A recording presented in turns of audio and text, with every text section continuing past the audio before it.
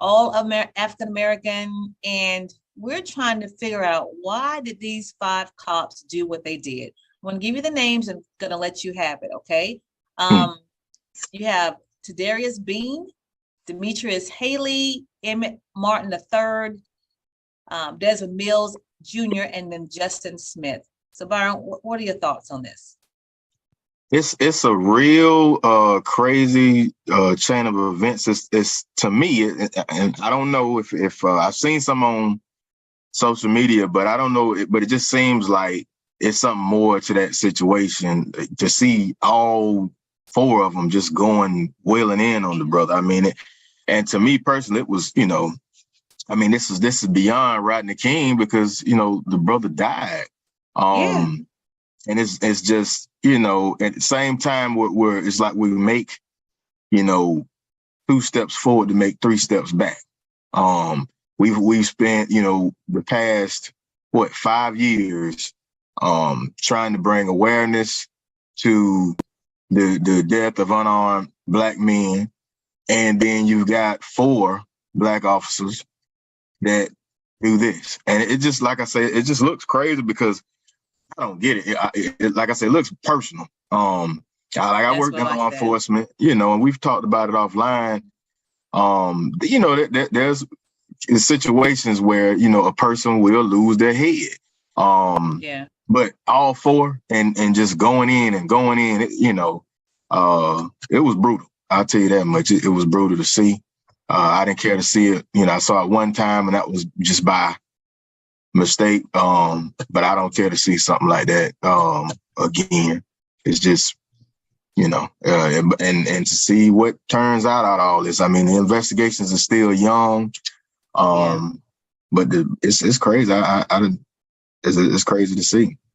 But when they released that video, which was on January the 27th, they released that video, and I didn't watch it either. I saw like a couple of seconds because I didn't want to see it. But my husband saw it, and he was saying how they literally dragged him out of the car. And then, the reports are saying, you can see him actually just kind of, I guess they're propping him up against a car, and they just kind of left him alone. Even the, EMTs there. So, I'm picking back off of what you said.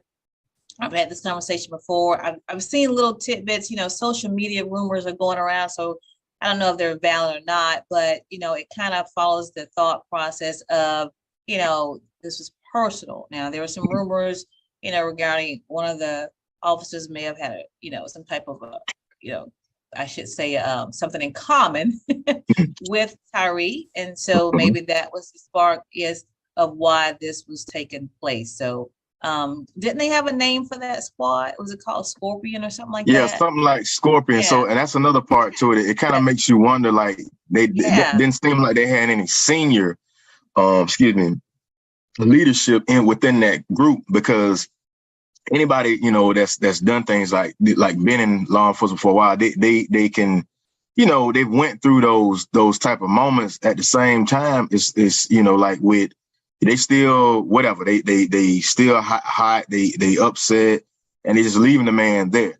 I've been in plenty of situations where, because we, as a law enforcement officer, you'll feel like, a person that they are right, or ain't nothing wrong with them, or they're just putting on, and it comes from sports and all that type, it's toughen up, shake it off, that type of mentality. Right. And then you get them to a health care person, and find out, it's something really serious. And you're like, well, I wouldn't have known that. Right. But that's because you're not trained for that. So then to see, like the EMTs and the people involved was dragging the foot on his well, it kind of shows that they, in that whole department probably got a lot of work to do. Because, when people get familiar and stuff, everybody kind of gets that unit kind of, that things tend to fall off. If the Scorpion team or whatever is in real good relationships with the EMTs and such and all that, we'll deal with them later. Something like that. I don't know, but it's a mess. But it's crazy. Well, that Scorpion unit, that's what it's called. It was specially designed to patrol high crime areas of the city. And Yeah, so they had so, no problem pulling somebody on a traffic stop. exactly, if that's what you're designed to do, high crime areas of the city. So that was the purpose of that. And of course, those 5 young men, unfortunately, were African American, and there were 2 more officers that were arrested. There's one named, this guy last name is Officer Henfield, so he was arrested too. There's 2 more. Ironically, he's white, but he's a part of that Scorpion Unit 2, Preston Hemphill. That's his name. And so he was arrested as well. So he's number 6. And then there's one more that was also arrested. So, unfortunately, like I said, Tyree Nichols, went through a horrible experience, ended up losing his life about it at the age of 29. So we'll keep you guys posted on everything that comes hereafter about this unfortunate situation. All right, we're going to move on to another topic that people are talking about. It's in the sports world with Albany State. Now, Albany State basically kind of catching some, flat because they actually picked up a recruit, Marcus Stokes, for their football team. And Marcus Stokes had been dismissed from the University of Florida. He was dismissed from University of Florida because he was singing a song with the N-word in it. And so once that happened, University of Florida dismissed him. Albany State picked him up. People, started, complaining about it and trying to figure out, why Albany State picked him up. So my thought, you tell me what you think. Why is there a problem? If it's in the song and the artist put it in the song, you can't have a disclaimer and say this song is only for Black people to sing. Don't put it in the song. Your thoughts? So this is the point I've been trying to make. Black folk, we have a tendency to live in this bubble where we think that we're the only people that listen and consume our music. Right. These artists since the 90s, since the onslaught of, it was a lot of congressional back and forth with Snoop Dogg and 2 Live Crew and Uncle Luke and stuff like that. Once music went that direction, right? And the backlash of it is we're trying a lot of things we do. We try to apply 1963 to 2023, and for that kid, it's 2023. He's got to be somewhere around 17, 18, 19, somewhere in that age. So that means 2001, 2002, somewhere after he was born. So that's a kid that wasn't indoctrinated with the old, racist, white supremacist ideologies, anything like that. That's a kid that grew up with probably his favorite artist, riding around, loving that. When you say what you know about that, you probably know more about that music than you do. Exactly. And yeah. if they singing the same song and the same lyrics, one of my best friends, how we clicked is we were just hanging out and got to talking about because back when I was coming, it was No Limit and Cash Money, and if you was thorough in it, because No Limit had 1,000 artists, and he started kicking off talking about Lil Wayne's first album and this and this. And I was, well, so we started relating.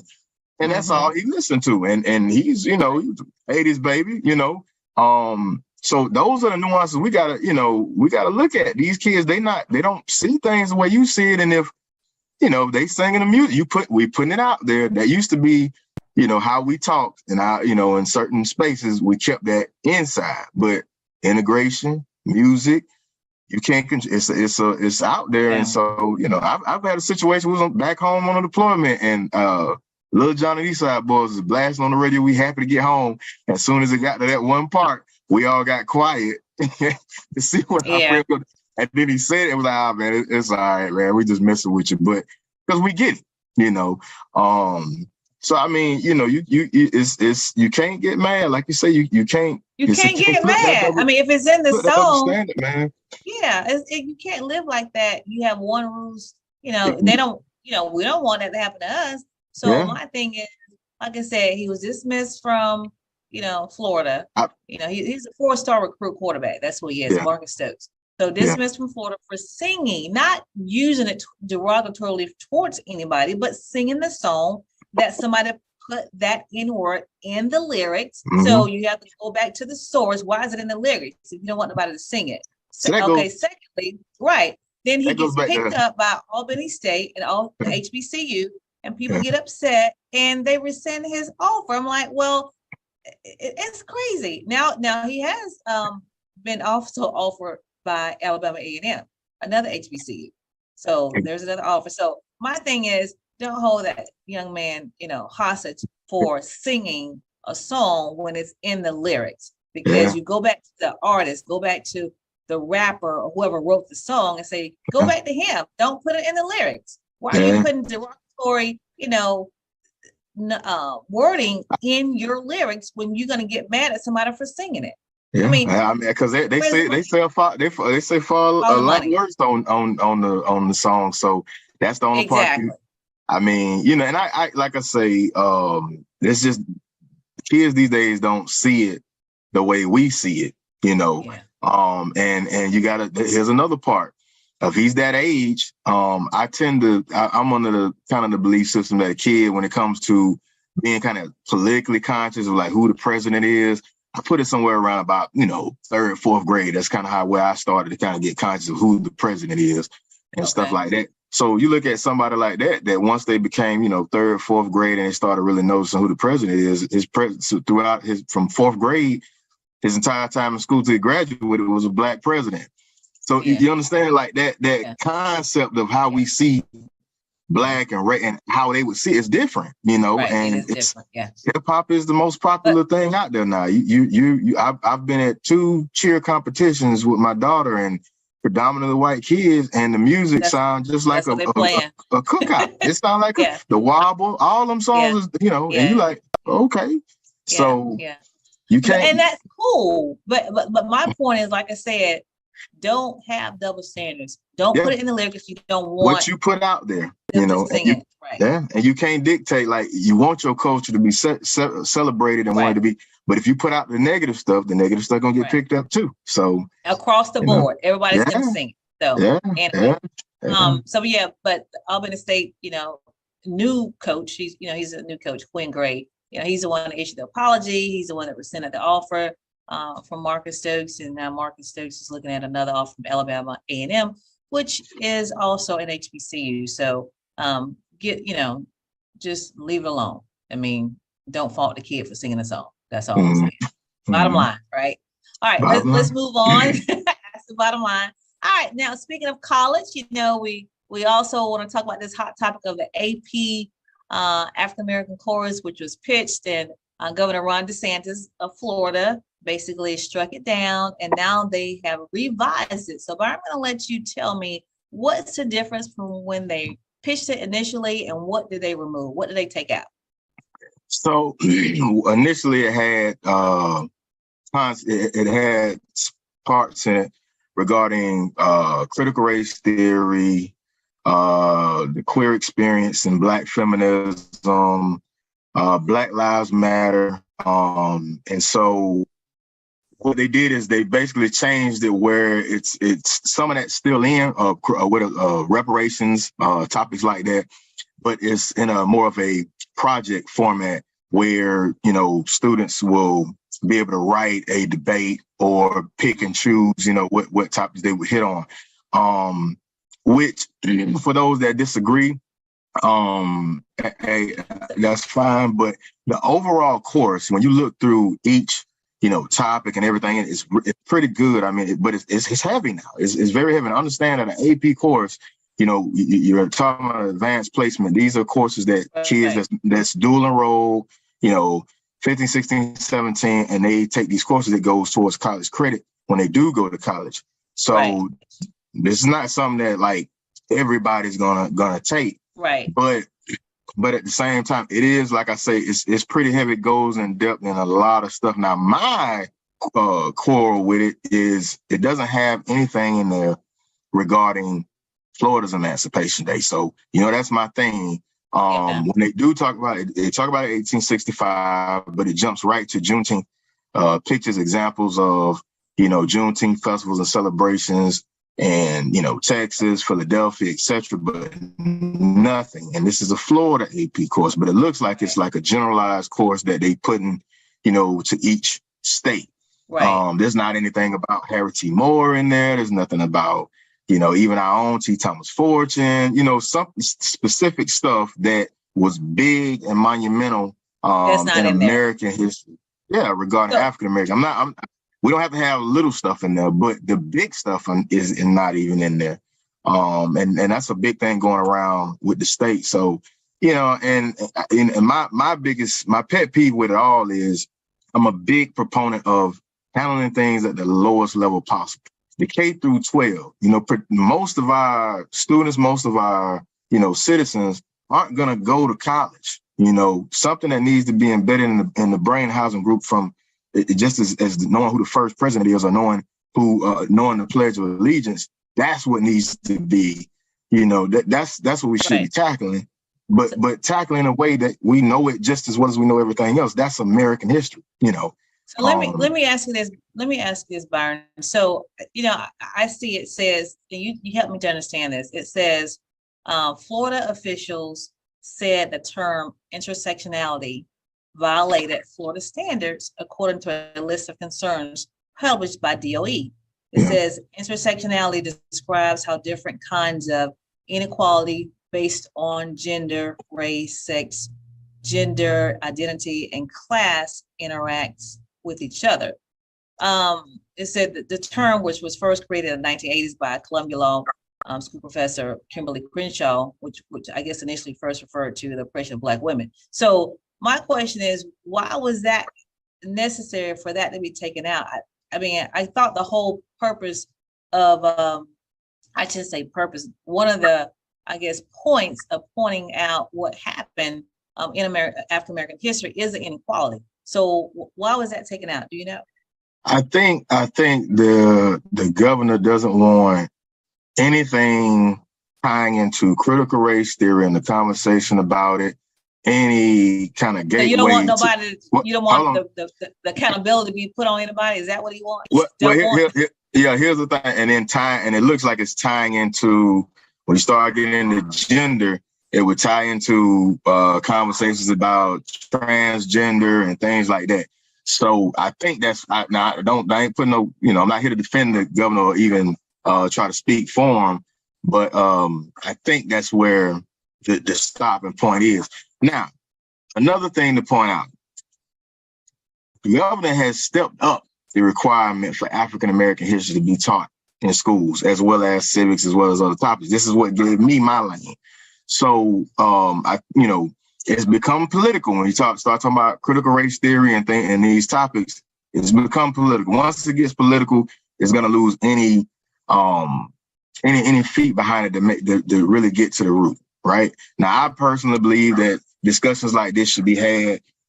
Should be almost mandatory for psychology majors, sociology majors, criminal justice majors, even business majors, to be like a strong humanities elective, because you need to know the nuance and the understanding of a ethnic group that you definitely gonna have to deal with and market to. So it makes perfect sense to have it in the collegiate level, especially in the undergrad and the postgrad level. But to be perfectly honest, in K through 12 and stuff like that, those are heavy conversations to have. And you got teachers already have a hard enough time trying to hit, just basic reading, fundamental arithmetic and these points. So I just right, but a AP course, the kid has an option. If it's not offered, in the high school, that's fine, but it should be offered in college. I mean, for those who are in college, you have a brain to, you have a desire, I should say, to acquire higher education. So therefore, AP courses are a part of higher education. So African American studies, it should be in that line. It's heavy. I mean, when you go into it, an understanding that you're talking about, and please don't take this wrong, but you're talking about we're not speaking. We want something that not just going to hit the 4.0s, the 4.5 GPA students. it's a very heavy conversation with just what's in it alone. Because if you really want to have students understanding the everything from the diaspora to understanding the history of all the way from Reconstruction to now, you go, So that, if you that just, was taken you just out. keep Was it that simple, taken out? take it. Oh, that's in there. All of that is in. All of that is in. But now he did take out the secondary sources such as I hope I'm pronouncing the brother's name right, to Nahashi Coates. I forget the other sister's name that was kind of the really the fundamental creator of the critical race theory. Took them out. So help me understand this. Hold on. It says the course topics: freedom is not enough, the early Black freedom movement. That's one. And contemporary debates and new directions in African American studies are no longer listed. That's what it says here. Freedom is not enough, the early Black freedom movement. That's one. And contemporary debates and new directions in African American studies are no longer listed. And then it says Black feminists, womanism, and intersectionality. They have a new title. It's called Black Women's Voices in Society and in Leadership. So I don't know. It just seemed like it's a lot. I don't know. To me, Brian, it just seemed like it's a lot of play on words. So I'm trying to figure out why. It is. And like I said, I don't know, what's the true basis behind the college college board and the governor rejecting it. But what they did do is with the change, and like I said, for those out there, I can email you the current framework for the AP course has been changed. The current those parts that they took out, they left in a sample project, topics where those topics would be debated on, and basically under politics and policy debates. They have affirmative action, Black Lives Matter, origins, impacts, critics, reparations, debates in U.S. and Americas, crime, criminal justice, all of those are in there. And they input Black conservatism, development and ideology. So those topics are in there for debate as a, but it's not in a portion where it's, going to be a full, lesson format, if that makes any sense. Okay. I'm just gonna wait till they put it together, then I can look at it. Because like I said, when I was trying to look at it, you sound like to me like you guys, you're changing this wording, taking this out. It just seemed like, I don't know. It's just a play on words. And personally, when you look at the framework and you look at it in its whole totality, it'll be a shame to lose this whole course based on just those few things. Those couple of things. Because reality is when you're in the classroom as a teacher, you could say it how you want to say it, true or false. Yeah, teachers have a wide range of ability on how they teach things. But the funny thing about it is, and this is a conversation that I had with the school district, is look, with my battles and struggles with trying to get African American history kind of incorporated and taught in the course of regular curriculum is, because of standardized testing, because that is really the fundamental kind of check, one thing that teachers have to hit in order just to keep their job. Educators, principals, districts, they gotta hit these certain things. And when students come in, it's already behind. They have to deal with the nuances of parents come, irate when the kid been failing all year, and then they want, all of that type of stuff. History in its whole, it kind of gets thrown in the back burner. And when they do teach it, they have to kind of, introduce it, do a worksheet or something like that in their lesson plan where it's not getting studied, assessed on Friday, assessed again at the end of the 9 weeks, assessed again at the end of the quarter, and then assessed again at the end of the year to determine whether or not you go to the next grade. So whether or not that stuff fixed, whether or not your child even paying attention to that piece of instruction that particular day, that's all up in the air. You know what I'm saying? And so a lot of it is going to have to be done, at home. A lot of it is going to have to be, when that teacher starts talking about, these history topics, the kid need to be paying attention, not worrying about the next TikTok challenge, or who's dating who, or what somebody got on and all that type of stuff. They gotta really be intelligent. So it's a lot of focus we got to deal with, that K through 12. And we kind of we dying on the hill on certain stuff that really because as a matter of fact, that requirement is amped up. I mean, districts have to report every year on what they're doing to teach these topics, and it puts a lot of work on them because, like I said, they still gotta make sure whether it's the FSA or some other form of some standardized test, they still got to meet those blocks. The actual fast what we're doing now. It's still going to be something that's going to still determine whether or not at the end of the day, whether you're effective on doing your job or whether or not you're going to keep it. And it's, like I say, the sad thing to say is, history is really meant for nation building. It's meant to give knowledge of self and pride in the country and the place, the civilization that you come from. And once they get to that certain level, they can. I was going to say to that, everybody history should be able to be told. That's all I say. And it can be, it is. But when you get off into the meat and potatoes, it's definitely at the collegiate level, you need to have those conversations and get off into it. But that course, it could be a AA history 1, 2, and 3, to be honest with you, because it's in depth. Because it's so much. Yeah. And that's the point. The other thing is I didn't want to water it down. That's what I was concerned about when I was taking it. I didn't want to water it down. So when you look at the framework, it's definitely it's deep. It goes in deep. And like I said, those few points in there is what they've already made changes to. So it'll be a good thing. Okay. All right. Well, we're going to move on to our next topic. And we all are aware that we lost a great community icon in Jackson County and the surrounding counties. Derwin, DJ Diamond D, Hazelton. So we are, wanted to do something in his honor, his memory, to honor his memory here. So we're just going to take a few moments and just kind of, talk about, him as a community person, him as, in our own personal lives, our relationship with him and by our relationship with him.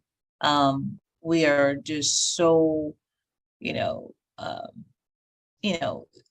blessed to have had somebody in our midst that was really, willing to just get in and help. My experience with Derwin is that, whenever I called him and asked him something, his response was always, "Oh yeah, I can do that." That was this. Oh yeah, I can do that. Oh yeah, bet I can do that. So, I think I told someone or I mentioned it to some people, but I think one of his last gigs he did was Keesland Sweet 16 on October 22nd. And he did that. And it was very, very nice, very nice. And so I was very glad to be able to do that. Because Keesland, like, I want to have my favorite DJ. And I was kind of hesitant, like, it's on a Saturday, Keesland. That's his biggest day. So I don't know, But lo and behold, when I asked, he did it. So we're just so grateful. So again, my days with NAACP, he called me Miss NAACP every time I would go somewhere, but every time we would need him to do something, he was more than willing to do it. I mean, more than willing to show up and do his thing, which was to DJ. So he was definitely, a doer. He was definitely somebody that we could depend on. So, Byron, what's your experience? Yeah, it's crazy, man. We go way back, and when I remember when the first time I was doing music and I was trying to get my music heard, and I reached out to him, and he had this whole nostalgia, man. Everybody's like, Diamond D, reach out to Diamond D, but I was like, man, I don't know. I don't even know if this brother gonna really even give me the time of day. You know what I mean? And he was, big and doing things in Panama City when Club La Vida was, big, and he was like, yeah, man, I got you. And man, when nobody would help me out, you know, he helped me out. And then when I got to talking to my brother, he was like, man, that's you know, that's my dog. You know, we go way back. You know, we went to school together. And I'm like, man, I didn't even know that. So anytime I reached out to him, he was always, you know, like I said, when nobody would, Diamond D came through for me. And so I always tried to, once I got in a position to be able to thank somebody and really let them know how much I appreciate them, I wanted to do that. And I'm just happy to be able to create the Derwin DJ Diamond D Hazelton Community Service Award for the Mass President, and be able to, you know, continue that and just let him know in front of everybody, you know, what he meant to me. We may not, you know, be best buds and talk on the phone every day, but, you know, you never know who you inspire and who you influence. And, you know, I kind of take from him. You know, when people ask me for my help with stuff, the first person I think about when I want to say no is I think about him. And, you know, because he pushed through to help a lot of people. Yeah, he did. And a lot of people don't realize how strong of a person that he is to be going through what he went through and knowing what he's facing and still keep that smile on his face and still keep going. A lot of people would break. A lot of people would break at that moment, but not him.